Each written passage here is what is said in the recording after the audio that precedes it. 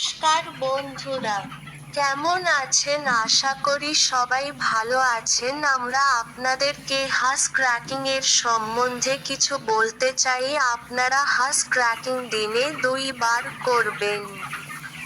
হাঁস ক্র্যাকিং 2 বার করলে ammonia gas ফার্মে হবে না। পর্দা সবসময় নিচে রেখে র্যাকিং করবেন।